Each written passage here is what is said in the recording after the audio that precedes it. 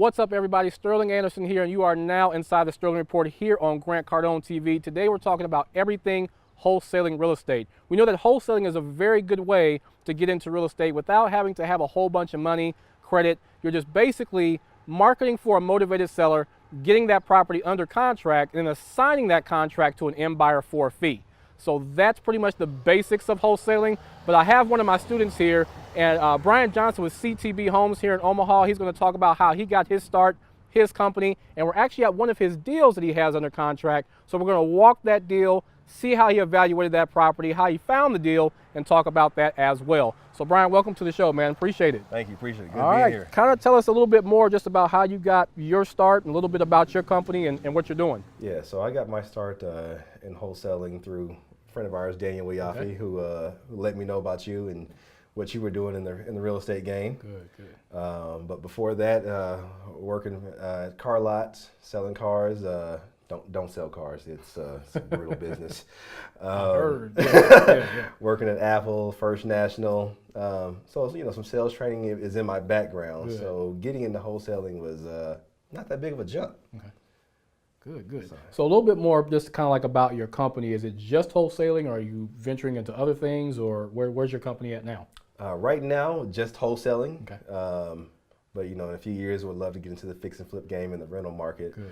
But right now, wholesaling has been good to me. So I think I'll stick with this for a while to build up my cash flow. That works. Yeah, and that's a really good way to do it. A lot of people, they hop into this business and they kind of have like their hands in everything. We were talking about this earlier. When you just hop into wholesaling, focus on wholesaling first. And then if you want to get into fixing and flipping, if you want to get into renting, multifamily, which is kind of usually the natural progression of a wholesaler, then do those things. But just focus on wholesaling, master that before you hop into some other areas. So that's definitely a great way to be able to do it. So we're here at one of your properties that you got under contract now. Tell us a little bit more about this deal. In fact, how did you come across this deal? Yes, so through a mutual contact of ours, Ray Mayberry, or Ray Mabry, sorry about that, Ray. Got the house watching one of his periscopes and won a contest of his. But we wouldn't even be standing here today though if I didn't actually take some action and send this seller a postcard, and he responded back, had some back and forth on the deal, and we came to a price, and actually found a buyer for this house within about 4 or 5 days of actually putting it under contract with the seller. Good. So a little bit more about like with when it comes to your buyers. Yes. What was like your process in like building your buyers list? My buyers list kind of got started with just putting the house on Craigslist. Okay. It got seen by a lot of people. They started calling, started adding themselves to my list, and as I get deals, I call them up, or I'll send it out through MailChimp and say, hey, here's the deal I got. These are the numbers. Come take a look at it. Perfect. So it's always good to, and a lot of people will call it like reverse wholesaling, where you're building a relationship with your buyer first and then going out and finding that property. So those things work too. So if you are attending RIA meetings, if you're putting ads out there on Craigslist, if you're hopping into groups on Facebook and LinkedIn, using those types of investor groups to build your buyers list, you can definitely find out their criteria, what they're looking for, and then go out and find that property and be able to wholesale it even quicker, because they've already put their order in. Go out, find that property, and make it happen that way. So that's pretty good. So a little bit more about this deal. I kind of want to walk through this deal and kind of, let me know how you evaluated this deal. How did you come to your offer price? How did you come to your repair price? Just everything that you do from start to finish, from when you get a lead in to basically the closing table. Okay. Just kind of walk us through that process and how you do that. Okay. Well, the first thing I do once a seller contacts me back about buying a house, I jump on the county assessor's website, see what the price is assessed at, kind of see what the house looks like. Usually the pictures aren't up to date. Right. So then I jump on Google Maps and look at the neighborhood a little bit. Being in North Omaha, I'm kind of familiar with this area anyway, so that's not a problem. Use Podio because I have all my questions that I ask the seller right in Podio, which is a huge time saver, and I don't have to go through and printing off paper and searching, and good. Everything's right there for me. So and then kind of ask them what their price and what they're looking for is before I actually set up an appointment to actually come look at the house. Very good point. Because I know they're always going to be way higher than what I need to be Right. at and Very what my true. buyers also need to be at. That's it, yeah. And then also based on the houses in this area, you kind of know what the repairs are going to be already in your head before you even step foot in the house. Yeah. Do you kind of have like a formula that you go by as far as like repairs? Yes, the 70% rule. Okay. So, you know, ARV times 70% minus repairs minus what I want to make. Good. Kind of gives me my maximum allowable offer of what I want to say, okay, this is what I want to get your house for. Good. And of course, you always want to be under that number. Right. Right. Good. Perfect. So Brian just walked you through just kind of his process of how he gets deals, how he evaluates those deals to come to his offer and get that property under contract so that he can start marketing it to his buyers, get that thing sold, and then get it off to the title company. And that's really the process that you go through in being able to do that. So what we're actually going to do is we're actually going to just kind of walk this property up here and just kind of point out some different things that you actually look for when you are wholesaling a property, when you're evaluating a property. You know, you have to check out everything from cracks in the ceilings to the windows, checking out plumbing, electrical. So we'll kind of have Brian just kind of walk us through what he looked for and being able to come to his offer price for this property when we come back. All right, so we're coming into the kitchen here. So kind of walk us through just your process and just what you're looking for, kind of what you're looking for is like repair-wise. That's interesting. Yes. So this setup here, it's a very small kitchen, and this house does not have a basement. Yeah. So as you can see here, water heater right here in the kitchen. In the kitchen, yes. You also have your washer and dryer that would be in the kitchen as well. Right. As far as this water heater right here, I'm just looking at it. It's old. I already know it needs to be replaced. Yeah. Just looking at it. Okay. I'm checking out the cabinets. I'm looking at the ceilings, looking for water damage. Looking at the floors here, I know these floors need to be replaced. The meter has been updated, so that's new. They put a new meter on the outside. The only thing they didn't do was update the electrical in the house, so that needs to be replaced. Yeah. Here, on average, you're looking at about $4,500 just to get the panel and the wiring redone. Oh, wow. Okay. So yeah, we're here on fuses, knob and tube wiring. You know, it's an old house. Okay. The kitchen here, as you can see, here's your sink. You know, I'm checking underneath the cabinets, looking at the plumbing work. You know, see what's been done here. That needs to be fixed. Right. Yeah, it needs to be all done. PVC piping. Right. So you know that's going to be redone. Good. These cabinets, they may be able to be cleaned up, right? But you know, they could be looking to be torn out by the buyer. Yeah, and some buyers like to do that. I mean, if there's anything that can certainly be saved, then they definitely want to save that to cut down on cost and be able to do that. So that's wonderful when that happens, especially since this will just be a rental. I mean, we're in a part of Omaha where not necessarily you can't really flip on this side, but you can have some awesome cash flowing rentals on this side here of Omaha. So that works out great. Good. So this bathroom here is pretty interesting, man. One of the most interesting ones I think I've seen in a potential wholesale deal. So what do you think would be just kind of the idea about this bathroom, or kind of what are you looking like repair-wise when you look at this? Yeah, with it being a tiny bathroom, you know, and walking it with my contractor, I mean, he explained, you know, it's not a lot of work, but he was like, the best thing is that tub is still sitting in there because it's a small tub and you're probably looking at something special order. Okay. So you save some money there, you know, reglaze it, clean it up, and you're good to go. Right. Probably replace the sink there and put a pedestal sink in there. You know, you don't want somebody to lean on it and it just breaks and you're done. Tile work, replacing the window, replacing the toilet. Okay. Redoing the floors, putting new vinyl down, and you know it's probably a good $1,000. I mean, to get this one, you know, livable. Right. Okay. Small, but I mean, you definitely can really make an impact in that bathroom, getting it up to where it needs to be. Yeah. So that's a very interesting seat right there. That's definitely one of the more interesting ones that I've seen. I mean, you have a small property here, but it's really, you know, it's really a pretty good thing here. So it's pretty good. We're here in one of the bedrooms of the property, and this one actually looks pretty small, man. So I'm amazed at how, I mean, I always say that there's an investor out there for every type of property. So don't let the small bedroom scare you. There's definitely an investor out there, or the right investor, who will buy this property. So kind of, you know, let me know a little bit about this area. some different things that you've seen in here, or maybe some ideas that you have that you're telling your buyer to look out for. Yeah, so this for here, since it is a small bedroom, we know you're gonna have a specific type of renter that's Right. gonna be in here. Someone with one kid, it's Sure. mom, their child, or a single parent, or a single person. Right. And this could be their office space here. Yeah. Because there's not really much you can do. I mean, a small bed, That's it. and maybe a dresser, and you're Right. done with this room. Right.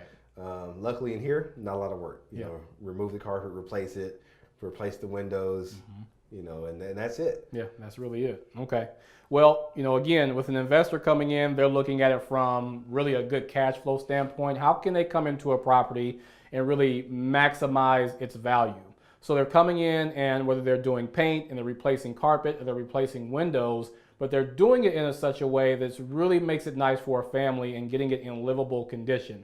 That's the goal of an investor, and to make sure that they get a good return on their money. And with a property like this, you're pretty much guaranteed to get a pretty good return on your money. I mean, this is something that you could, potentially, buy and then have paid off in about a year. Yeah. I mean, if that. So that's definitely, the good bread and butter properties that a lot of investors go for. So you can find those in abundance, especially here in Omaha. There's tons of them, that we do have here. And Brian is definitely killing it out here with finding these properties and getting them under contract, and then working with his buyers to be able to lock them up and make a pretty good deal on that. So what we're going to do now is just kind of break away, talk about some great wholesaling strategies that you guys can do today to get out today and implement in your business when we come back. I want to talk about wholesaling strategies. I mean, really how you can take today, after you get done watching this video, and start to go out and implement this into your business to get started. I'm very big on, and Brian knows this, I talk to my students a lot about branding and systems. And that's everything from your company name to your logo, which you can get done, on Fiverr.com all day. And also your systems, whether you're using systems like Podio or RealFlow or FreedomSoft or whatever you decide to use to get both your buyer and seller websites set up so that you're able to start getting those leads in. But after that, you really start to get into marketing. I mean, wholesaling is such a marketing intensive business. Without marketing, there's no leads. Without leads, there's no deals. Without deals, we're not getting to the closing table. So Brian, kind of talk to us about some of like your favorite ways to market for motivated sellers. Yeah, so I've done driving for dollars. That's Good. Probably my favorite Yeah. thing. I'm always in the car driving around. Right. So, I'm always, okay, I drive by a house, I'm like, oh, that may be a potential deal. Get the address, use an app called HomeSnap, so I can just take a picture of it, so that way I don't have to write down the address. Right. It pulls all the information from the assessor's website, so that way that's already done for me. Good. So that's half the battle. Direct mail. So I've got lists from ListSource. As I already said earlier, I got a list from Ray Mabry. Right. And then just sending out those postcards. I design my own postcards, Yes, that's right. on Photoshop, and then I just send them out through click-to-mail. I've also written my own yellow letters, and Good. done that, and mailed them out. It's just, ways of just saving some money if you don't have a huge marketing Right. budget. Right. Throwing ads up on Craigslist, you're saying Still works. saying that you're looking for buyers, you're looking for people who want to sell their house. Right. Just little things like that to help you get started and Good. start generating money and Good. calls on your phone. Yeah. So it's That's huge. perfect, man. That's good. And it's such a great way to get deals, is using those ways to be able to do it. And then, with social media too. And again, that goes back to your branding and your systems and just your marketing. So making sure that you have a company Facebook page, you have Twitter, you have LinkedIn, you have Instagram. You're using all those things to attract both sellers and buyers to be able to do that. Whether it's attracting sellers or just marketing your properties and being able to do that, that's great. When it comes to when you get a property under contract and you start marketing that property, what strategies are you using to market those properties to buyers? Yep. So I have a buyer's website that I use, Craigslist, Facebook, Instagram, Twitter. There you go. Good. All the social media stuff just to get my property out there. Like I said, company website on Facebook as well. Yeah. Trying to be seen everywhere, Right. even though you're not everywhere. That's good. Yeah, I think Grant calls it omnipresent, just being everywhere. So that's really good. Good. Yeah, Really so, good. so that's the main thing. You know what I'm saying? Like, Okay. if you're getting into this wholesaling game, don't worry about I need to have my logo or everything has to be perfect. Yeah. just do it. You know, myself personally, I've made a ton of mistakes, and you know, right. And you will. It's a given. You will make mistakes. Yeah, from not taking action early on when we first got together. Right. You know, I'll do a mailing here. Yeah. Don't really get any response, or I get 1 or 2 calls, and then I stop. Right. Pick it back up a couple months later. But in the last 6 months, just being consistent has helped out a lot. It has, and I'll tell you, with Brian, and even when doing direct mail, and I always say with direct mail, the fortune is in the follow-up. I mean, you can't just do a direct mail campaign, do just one, nothing really happens, you just completely give up on that campaign. You have to hit that list about a good 4 or 5 times and just completely exhaust that list.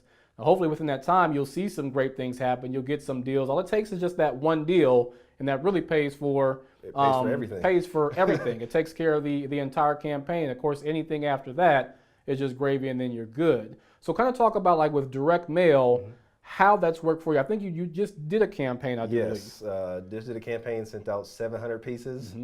I kind of split it up into 2, just to, stretch my dollars out and to get it hitting at different times. You know, it's hitting twice a month. Right.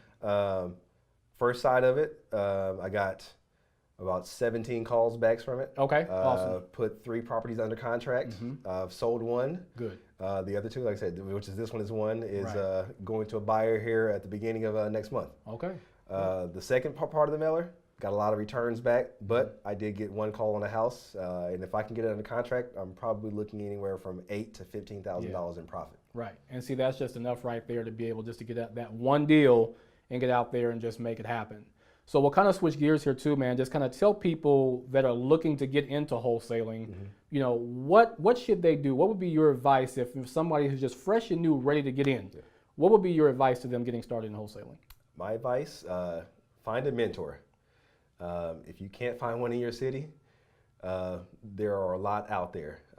You got Dennis, you got Ray, Daniel. I mean, they're all willing to help you get into this business and see you grow and go to a whole nother level.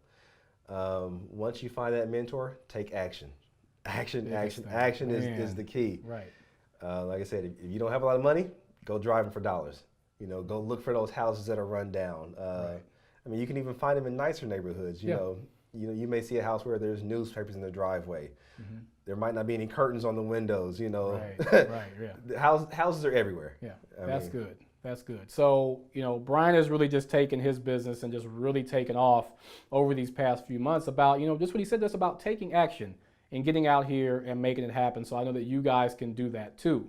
So again, going back to finding a mentor, doing that. Certainly I'm available. You guys know you can reach me, thereicoach@gmail.com or 402-813-6338. Give me a call, text as well. We'll definitely talk about making that happen. But always the important thing is taking action. So you guys really have to do that. So Brian, now that we're kind of coming to an end here, man, kind of fill us in on where you see CTB Homes going, and what are like your future plans of what you want to do? Yeah, so I mean, I see myself building a huge company here in town, as well as growing my brand nationally. Good. Getting into the commercial space is also a space that I've looked into. But first, I need to make sure that I focus on this wholesaling and building that to the point where I can go into the commercial side and not have to worry about my wholesaling business disappearing. Good. Okay, good. Perfect. So that's pretty much the whole thing on wholesaling that we wanted to bring to you today, to show you that you can take today and go out to start and build your business. I mean, as long as you're focused on, building your brand, you're focused on marketing, you're focused on going out there and getting the deals, you can definitely get things under contract, build those great relationships with buyers, and be able to assign those deals to those buyers. But you have to take action every day. It can't be, okay, I feel like doing this today. Okay, I don't know. It has to be an everyday thing. Get your business set up to where everything is completely automated. That's having virtual assistants make, calls to buyers and sellers for you. Having them post content for you, using services like Hootsuite to post to your social media accounts. One post takes care of all your social media accounts. So whatever you can do to free up your time to do revenue generating activities for your business, make that happen in your business, and you're good. So those are the strategies that I want to discuss with you today. So happy to have Brian on. He's crushing it. I'll make sure I keep you guys updated on everything that's going on with him. Brian, where can people find you at on social media? Yes, Twitter, Instagram, Facebook, CTB Homes. My website is omahawholesalehomes.com. So if you need to purchase a house as a rental, hit me up, let me know. You can also email me at ctbhomes@gmail.com, and I will get with you. There you go. Well, man, I certainly appreciate you. Thanks for Yes. being on, man. You're doing some great things. Thank you all for tuning into the Sterling Report. We have some great interviews coming up next. We've got Asia Denson with Denson Construction in Detroit, Michigan, talking about what she's doing with Denson Construction and also investing in Detroit, Michigan. We've got Sean Terry with Flip to Freedom. I followed Sean Terry for a lot of years, and he's doing some great things with Flip to Freedom and Velocity Capital. And we just have tons more going on. 10X Wholesaling, the webinar coming with me and Grant Cardone. We're going to be taking care of that as well coming up here soon. Still in planning, still in development, but we'll definitely bring that to you as soon as we possibly can. So you guys take care. Thanks for watching the Sterling Report. 10X.